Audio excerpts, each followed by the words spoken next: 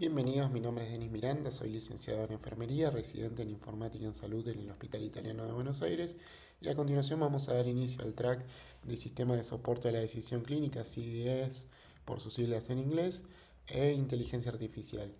Este Ateneo se titula CDS y PLN, Procesamiento de Lenguaje Natural, del algoritmo a la clínica. Este Ateneo, como los anteriores, son una iniciativa del Departamento de Informática en Salud del hospital y son una instancia formativa y de aprendizaje de la residencia en informática. Muy bien. Eh, ¿Cómo vamos a abordar esta presentación? Vamos a hacer una pequeña introducción repasando algunos conceptos de CDS y de PLN y luego vamos a revisar nuestro primer artículo de una manera muy general para finalmente introducirnos en una tercera instancia a un caso de implementación específico. Finalmente daremos un cierre con las conclusiones generales de todo lo abordado durante esta presentación. Muy bien, cuando uno tiene que decir qué es un CDS y cómo funciona, uno tiene que saber que es una herramienta que no es nueva, que lleva más de 3 décadas de desarrollo y ha tenido un crecimiento muy importante en las últimas 2 décadas y particularmente uno tiene que decir que su objetivo es dar soporte al personal de salud en el punto de atención dentro del flujo asistencial, entregando intervenciones basadas en datos clínicos. ¿Y uno cómo podría esquematizar esto? Bueno, hay un usuario profesional de la salud que a través de una interfaz de aplicación, como puede ser una historia clínica electrónica, genera un ingreso de datos, un input de datos clínicos del paciente, de información del paciente, a este sistema informático. Este sistema está emparejado con una base que puede ser de conocimiento o de datos. En el caso de que sea una base de conocimientos, va a utilizar reglas que ya tiene predefinidas, que están basadas en la evidencia médica científica y en base a lo que procese su motor de inferencia de los datos que procese, va a generar una, una intervención, un accionar de hecho, que va a egresar en forma de output para interactuar con el usuario nuevamente. Este accionar puede ser una alerta, puede ser una solicitud de cancelación o las distintas formas que se pueda presentar ante el usuario. Por otro lado, en la última década se han desarrollado fuertemente CDS con un motor de inferencia basado en datos que en lugar de utilizar estas reglas emplean inteligencia artificial o aprendizaje automático para generar recomendaciones.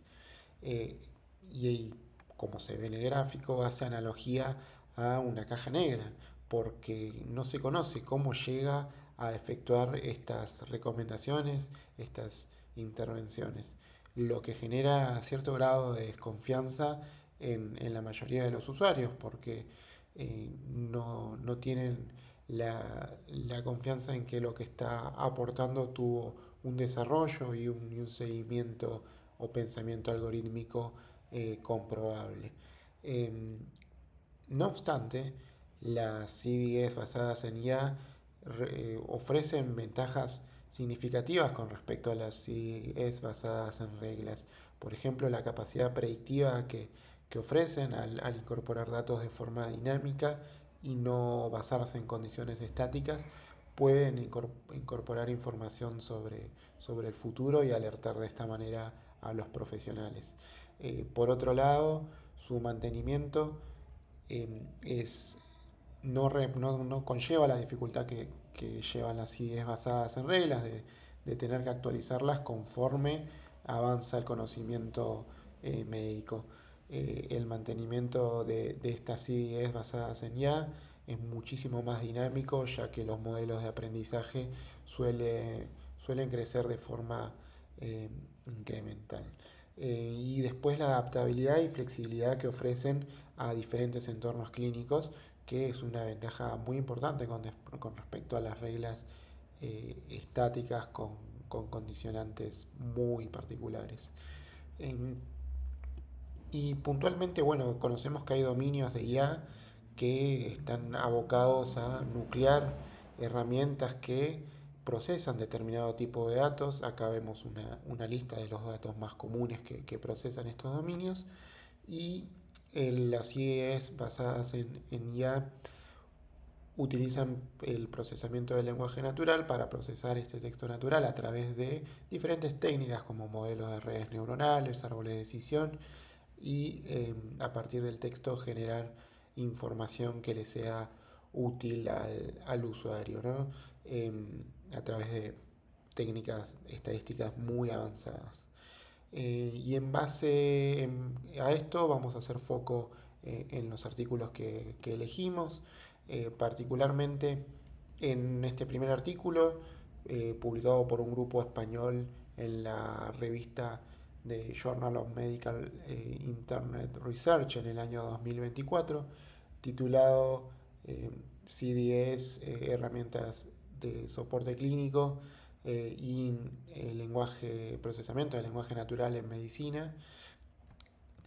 Nos encontramos ante una revisión sistemática cuyo objetivo fue evaluar el estado actual de las técnicas de inteligencia artificial y procesamiento del lenguaje natural en el ámbito de la salud con el fin de identificar su posible aplicación en los registros electrónicos de salud y en búsqueda automatizada de información útiles para el personal sanitario. Bueno, vamos a ver cómo encararon esta búsqueda. Podemos empezar con los criterios de inclusión y exclusión. Incluyeron artículos que mencionaran la aplicación de los IDEs basados en IA, utilizando esta PLN, solo publicaciones en inglés y para resguardar la calidad metodológica de la revisión, excluyeron resúmenes de conferencia, cartas a editor, publicaciones parte de participaciones a desafíos tecnológicos, artículos que no describan en sí la aplicación real de la CDS o artículos que mencionen solo la PLN. Y bueno, revisaron 5 bases de datos: PubMed, Scopus, ScienceDirect, Embase, Clarivate, y utilizaron un instrumento de evaluación llamado CASP que evalúa los siguientes dominios: validez interna, resultados y aplicabilidad de estudios, eh, de estudios cualitativos y de revisiones sistemáticas. Es una herramienta que otorga un score y que permite clasificar la calidad de los estudios analizados. Bueno, vamos a ver con qué se encontraron. Finalmente el análisis se extendió entre artículos publicados entre el año 2000 y 2023. De 707 artículos iniciales seleccionaron 26, 24 estudios cualitativos y 2 revisiones sistemáticas, predominantemente de Estados Unidos, pero también incluyeron artículos de Alemania, de Noruega, de China, de Reino Unido y de Australia. ¿Qué temáticas se abordaron en esos artículos o qué problemáticas? Mayoría de temas oncológicos, pero también se abordaron patologías crónicas como la obesidad, la diabetes, y en menor incidencia relacionado al mundo quirúrgico y a la genómica. Vemos que el tamaño de muestra de los artículos ha sido muy heterogéneo, con artículos que reportaban un N de 74 a algunos que reportaran hasta 126.000 casos de estudio. Bueno, ¿cuáles fueron los principales hallazgos de estos artículos analizados?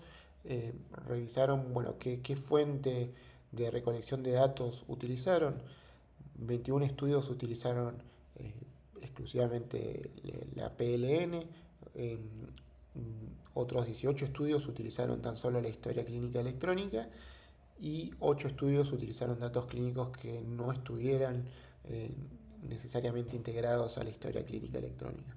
De los estudios que usaron PLN, solo 5 de ellos describieron qué estrategias utilizaron, ¿no?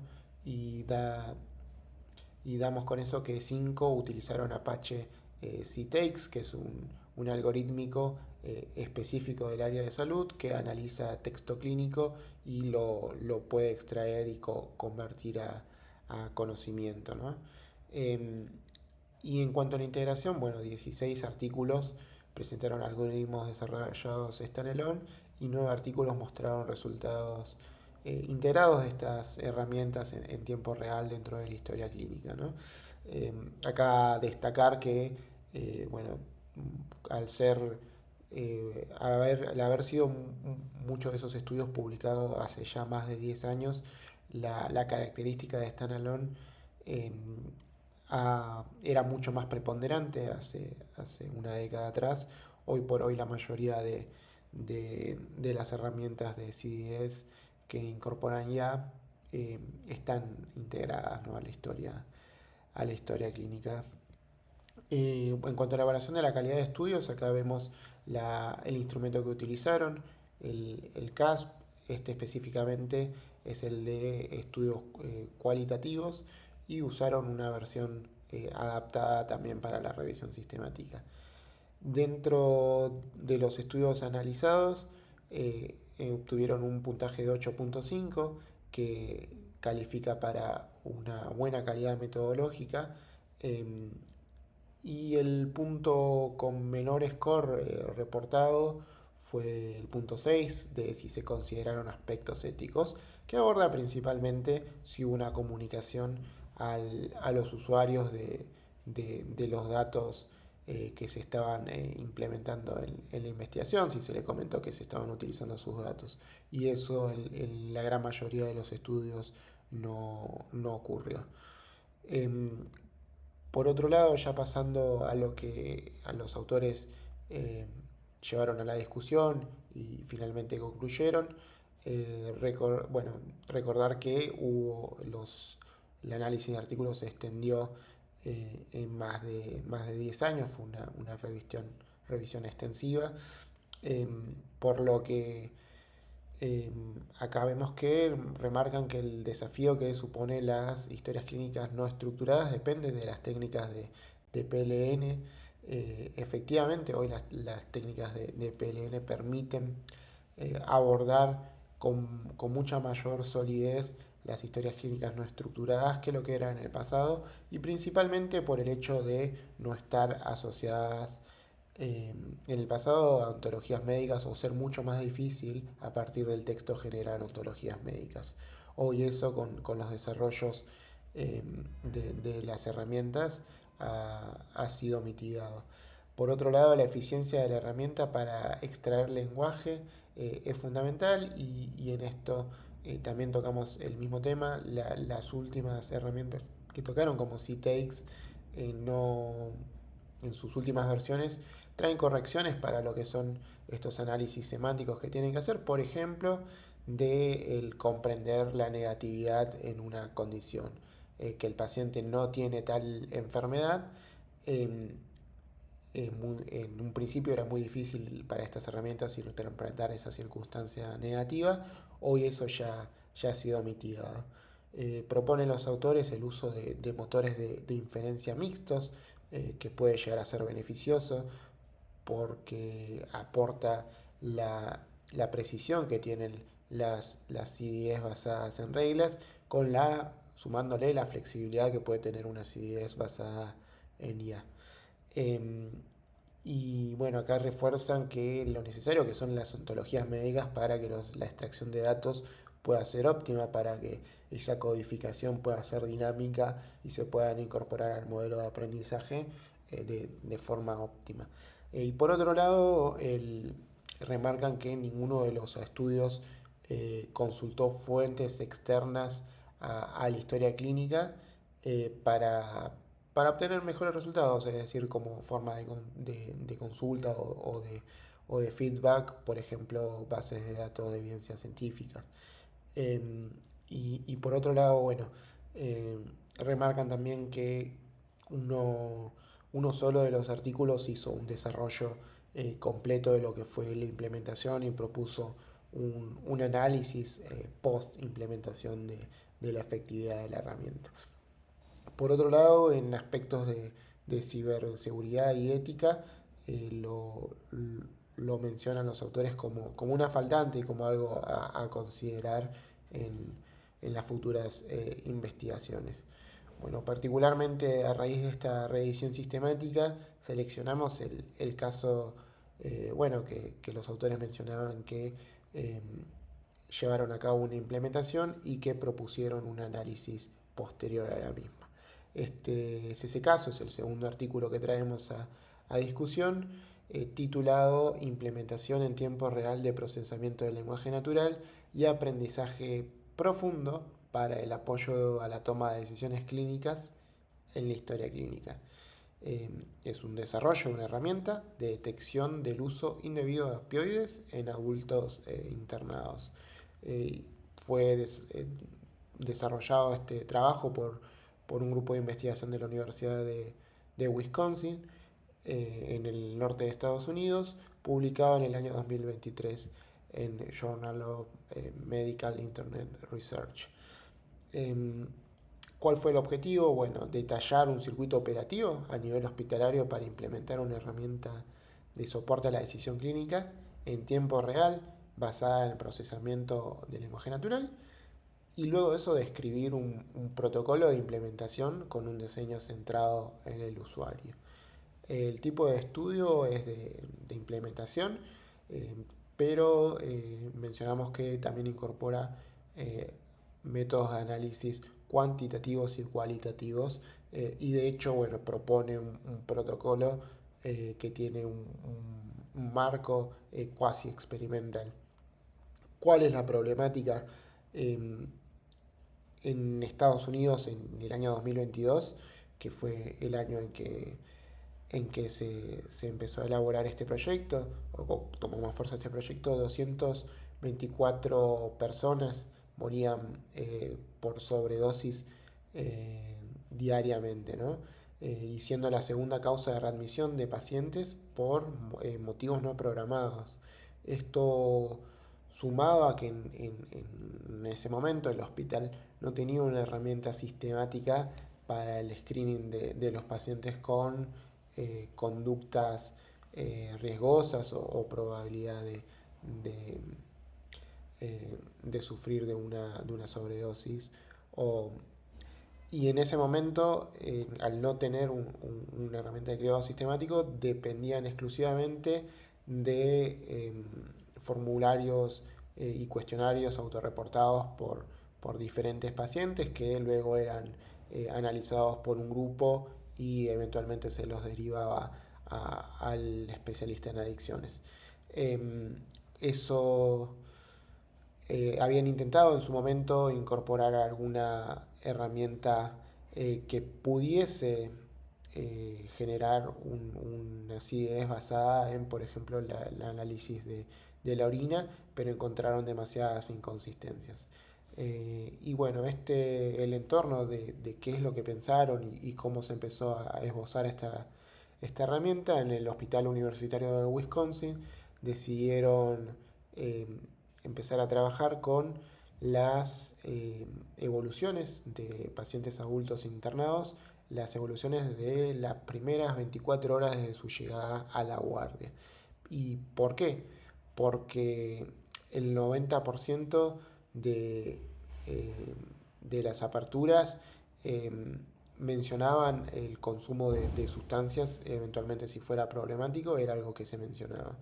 Y por otro lado, el 80% de las evoluciones están en texto libre dentro de la historia clínica que ellos trabajan. Ellos trabajan con una historia customizada de la compañía Epic, ¿no? Y bueno, en base a esto decidieron abordar todos este tipo de evoluciones, evoluciones de la apertura episódica, evoluciones de enfermería, evoluciones de seguimiento diario, evoluciones del evaluador sociológico eh, y múltiples fuentes de evoluciones. Acá podemos ver un ejemplo en la pantalla de, de cómo lo consideraron. Y hay que decir, bueno, que eh, ellos en el año 2021 desarrollaron una red neuronal que pudieron validar y que en principio la habían comenzado a desarrollar para el screening de consumo de alcohol. Eh, Podemos ver que bueno, esta herramienta en un estudio publicado en Lancet fue validada, tuvo una validación interna temporal contra una validación externa entre dos hospitales de la ciudad de Chicago, también en Estados Unidos, y vemos que para reportar el área bajo la curva ROG, para medir la capacidad del modelo de discriminar entre positivos y negativos, obtuvieron una sensibilidad, eh, perdón, una especificidad de un 0.99% para lo que es opioides, ¿no? Y esto al mismo tiempo pudieron definir que el punto del umbral donde conseguían una mayor sensibilidad y especificidad a la vez era 0.05. Em,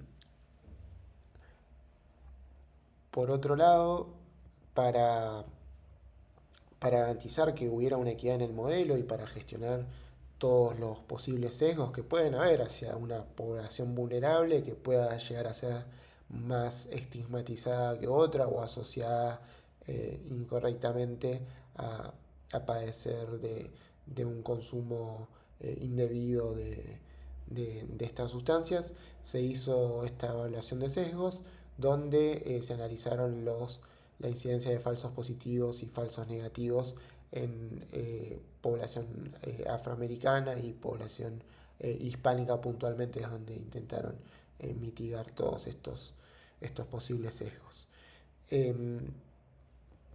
Por otro lado, bueno, ya pasando a lo que es la preimplementación en sí, eh, se realizaron iteraciones para definir ubicaciones de la alerta, dónde iba a aparecer, porque en definitiva, qué es lo que buscaban.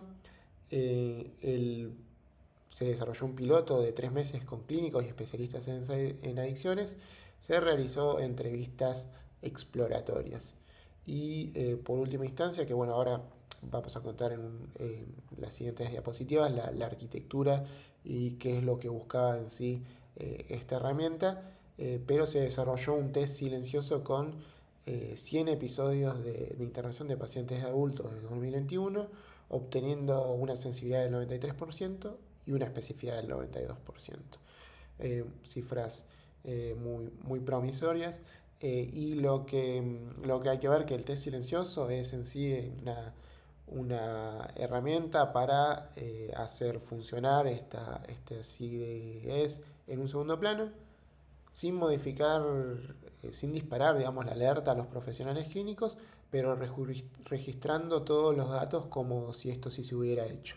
De esa manera pudieron cotejar después qué tan sensible y específico está haciendo la herramienta antes de poder salir al front y de ser visible y utilizable para los usuarios.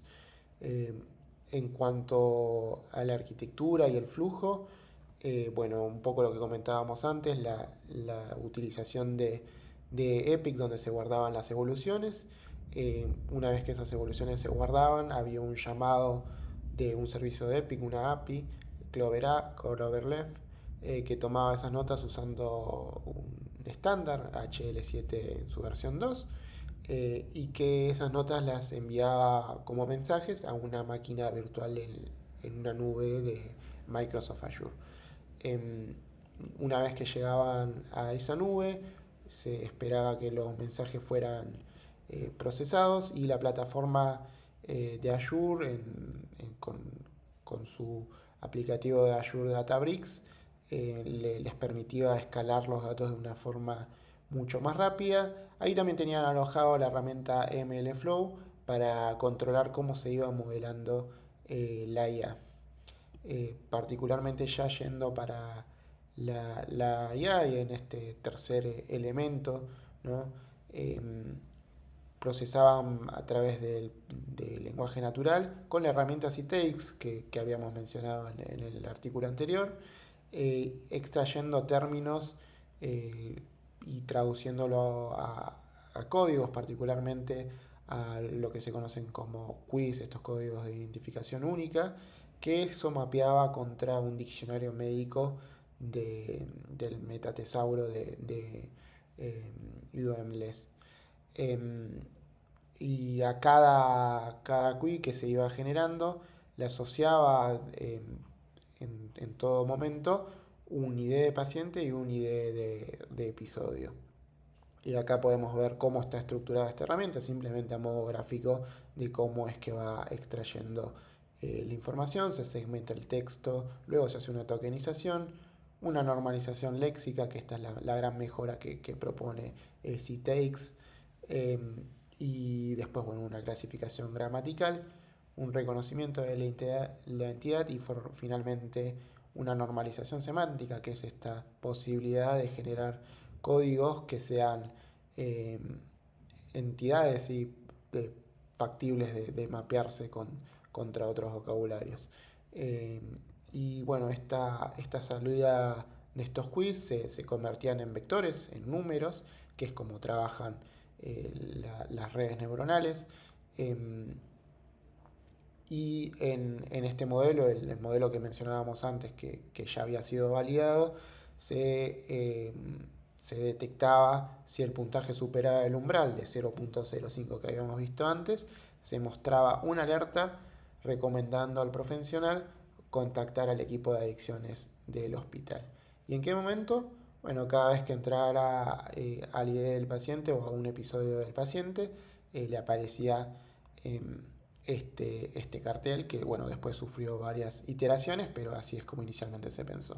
El objetivo de la alerta es identificar al paciente en riesgo eh, de un uso indebido o insalubre de opioides que se pueda llegar a beneficiar de una consulta del servicio de adicciones y le da la posibilidad al profesional en este caso de solicitar la consulta.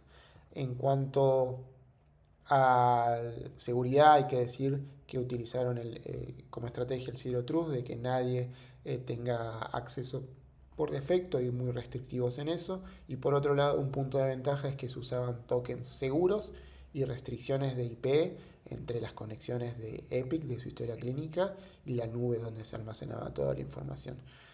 Finalmente, fue implementado en febrero de 2023, se realizaron posteriormente entrevistas a usuarios para evaluar la aceptación de la herramienta y nuevas iteraciones para definir la ubicación de la alerta. Propusieron una evaluación post-implementación para evaluar la prevalencia del consumo problemático antes y después de la intervención. Como outcome primario se propusieron medir la tasa de uso del screening y la derivación a servicios de adicciones en todos los casos que se detectaran. Y bueno, esperaban que los pacientes intervenidos en el periodo post-intervención fueran mayor o igual respecto al periodo pre-intervención. Como outcome secundario se propusieron evaluar la readmisión a 30 días, que como veíamos es un gran problema en los Estados Unidos. ¿Y cuál fue el protocolo? Metodológicamente lo que ellos proponen, esto, una muestra total que ya la tenían definida de su preintervención de 10.000 personas, y después en los primeros 6 meses de la intervención, de la implementación de esta herramienta, eh, colectar 2.500 pacientes que pudieran servir a la muestra de postintervención. ¿Qué metodología? Bueno, como habíamos visto, tiene una orientación unilateral, esta hipótesis que ellos manejaban. Entonces propusieron hacer un test Z con, vemos este nivel de significancia de 0.025, bastante estrictos, por cierto. Y bueno, finalmente ya llegando a la discusión, este es un estudio de una implementación en tiempo real en centro de atención, es el primer estudio que ellos reportan que hacen esto. Y los autores mencionan este desafío que existe en cuanto a la calibración de los algoritmos ante cambios clínicos y demográficos y cómo es necesario prevenir los sesgos. Por otro lado, en las conclusiones, creen los autores que esta es una oportunidad para cerrar la brecha en la implementación de estas tecnologías y el potencial de las herramientas open source. No todas las aplicaciones que utilizaron son open source, pero la mayoría sí, y además en el artículo comparten un pseudocódigo buscando generar esa cultura de, de transferencia y de generar el espacio de intercambio. Em, por otro lado, bueno, ya llegando a las conclusiones finales, el desarrollo de IA y CSS está avanzando rápidamente, muy rápidamente, eh, y la implementación efectiva es aún un tema incipiente, pero bueno, es necesario el compromiso eh, ético-legal sobre todo y tecnológico para garantizar la transparencia y para poder ofrecerle los mejores resultados posibles a los pacientes y bueno, y que los profesionales puedan confiar con toda seguridad en esto. Sin mucho más, bueno, les dejo mi contacto, hasta acá llegó el Ateneo y espero que puedan sumarse a la continuidad del track. En el siguiente Ateneo estará la doctora Cari hablando sobre IA y CSS. Muchas gracias.